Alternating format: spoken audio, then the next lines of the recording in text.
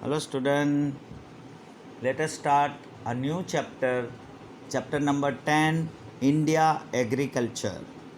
Since ancient times, agriculture has remained a prime economy activity of most of the people in India.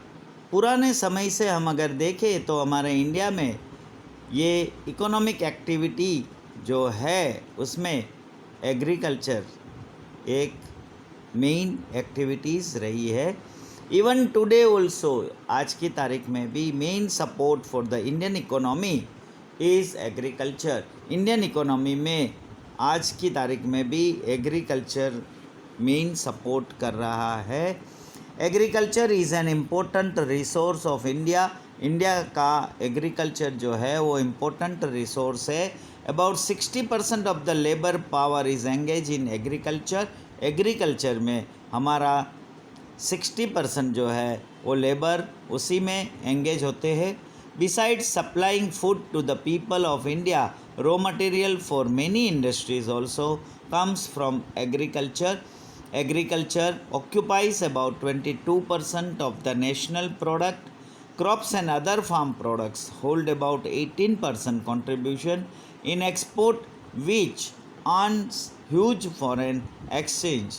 हमारा जो agriculture का जो national product में 22% occupy कर रहा है और crops and other farm products जो है वो 18% कंट्रीब्यूशन इन एक्सपोर्ट में होल्ड कर रहा है, जिसकी वजह से हम फॉरेन एक्सचेंज अच्छा कमाते हैं. The Indian economy is mainly dependent on agriculture.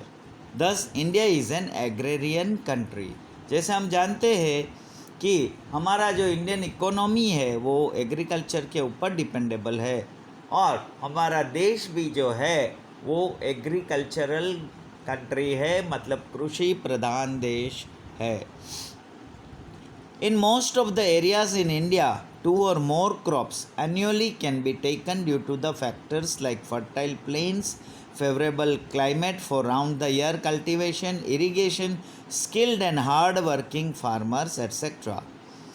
India में ज़्यादातर पूरा एरिया में 2 or more crops annually can be taken.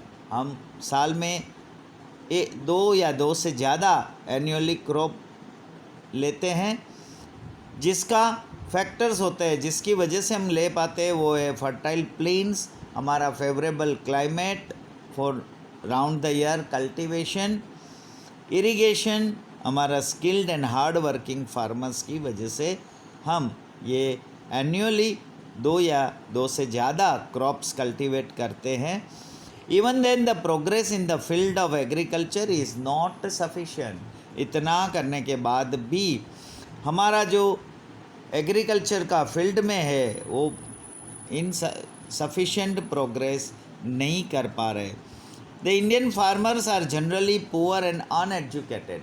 हमारे जो फार्मर्स है वो पुअर है और अनएजुकेटेड है. Agricultural production in India is much less compared to the world due to reasons like inadequate facilities of irrigation. विश्व के किसी भी देश से कंपेयर करें अगर तो हमारा इंडिया में एग्रीकल्चर प्रोडक्शन बहुत ही कम है, जिसके कारण ये है कि हमारे यहाँ जो इरिगेशन की फैसिलिटीज़ है वो सफिशेंट नहीं है. हमारी जो बारिश है वो इरेगुलर एंड अनसर्टेनिटी है.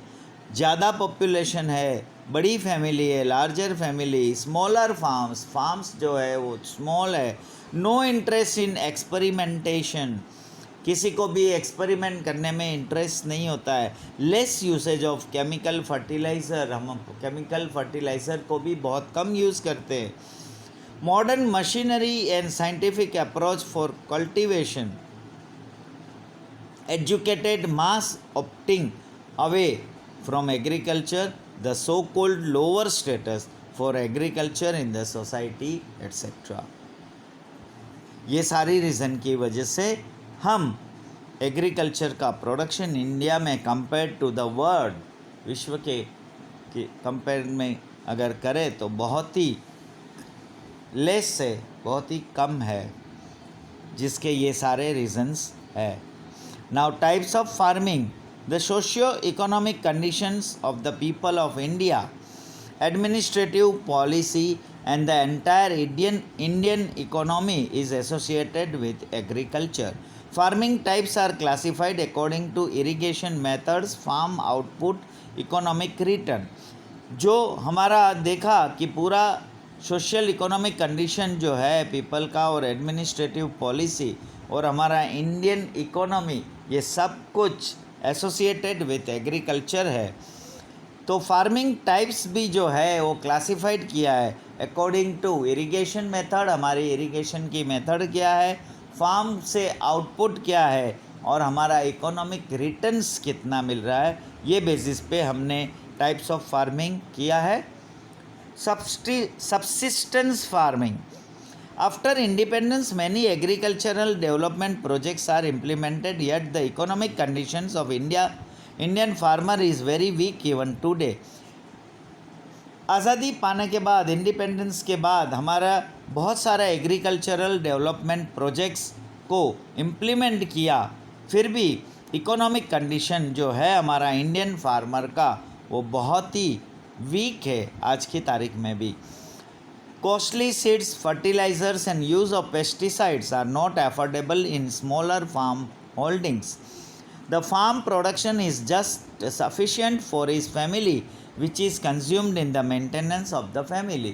जो भी फार्म का में जो प्रोडक्शन होता है जो सिर्फ फैमिली की लिए सफिशिएंट होता है, जो अपना फैमिली को मेंटेन करने में ही कंज्यूम हो जाता है, this is called subsistence farming.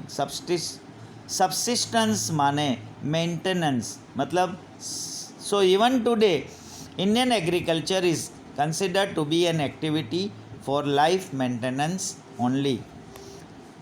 Dry farming, where the rainfall is inadequate, irrigation facilities are less, their farming is dependent only on rain. जहाँ रेनफॉल इनएडिक्वेट है वहाँ जो हमारा इरिगेशन फैसिलिटीज है वो भी लेस है और वहाँ जो फार्मिंग है वो पूरा रेन के ऊपर डिपेंडेंट है। Only one crop is taken through the humidity accumulated within the land, this is known as dry farming. Crops like jowar, millet, pulses which require less water are grown here. ये सारे crops हम उगा सकते हैं जिसमें पानी कम चाहिए। इन Gujarat wheat and gram are grown in the humid soils after the monsoon is over. Wet farming is carried out in the regions of heavy rain and adequate facilities for irrigation, जहाँ ज़्यादा बारिश है और जहाँ इरिगेशन की facilities बहुत ही sufficient है। If there is no rainfall और इफ़ इट इज़ इनसफिशेंट, अगर बारिश नहीं हो पाई या बारिश कम हो पाई, more than one crop is taken with the help of irrigation. Irrigation की हेल्प से one crop is taken, more than एक से ज़्यादा क्रॉप हम कर सकते हैं। Wherein paddy, sugar cane, cotton, wheat and vegetables are grown, और ये सारा यहाँ उग सकता है, ग्रो होता है। Paddy, rice, sugar cane, cotton, wheat and vegetables, these are grown. Shifting zoom agriculture, here forests are burnt and cleared and farming is carried out there. यहाँ जो है वो एग्रीकल्चर कैसे होता है, जो फॉरेस्ट जहाँ बर्न हो जाता है, क्लियर्ड हो जाता है और फार्मिंग वहाँ कैरी कर सकते। The farming takes place for 2 or 3 years, वहाँ 2 या 3 साल तक कर सकते। When soil fertility is reduce, और वहाँ कि जो सॉइल फर्टिलिटी कम हो जाती है, that area is abandoned, desert हो जाता है। And the same method is applied to start farming at other places, और वहाँ से जब वो डेजर्ट हो जाता है तो वही मेथड से दूसरी जगह पे वो फार्मिंग शुरू हो जाती है। This is called zoom cultivation. cereals or vegetables are grown in this type of agriculture. The production is less in this type of agriculture. ये एग्रीकल्चर का टाइप में प्रोडक्शन बहुत ही कम होता है। Next is plantation agriculture. This is a special type of agriculture.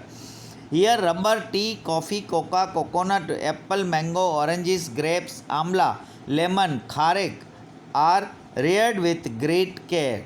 It is necessary that there should be more capital investment, skill, technical knowledge, machines, fertilizers, protection on all sides, acquisition and transportation facilities. ये सारी facility होगा तभी ये plantation agriculture हो पाता है, जिसमें ज़्यादा कैपिटल इन्वेस्टमेंट हो जाता है. That is why this is a special type of agriculture.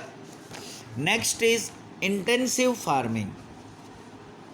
Intensive farming is the mechanized way of farming through utilization of increased irrigation, use of chemical fertilizers, insecticides, and other mechanical equipments. Cash crops are grown more in this type of farming.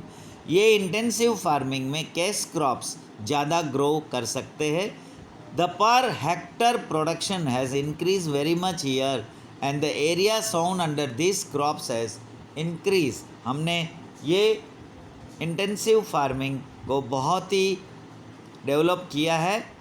As more importance is given to economic returns in this type of farming, it is also known as commercial farming.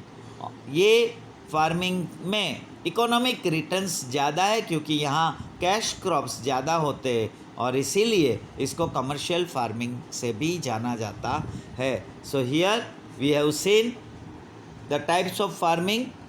In our next lecture we'll see the farming methods. Thank you.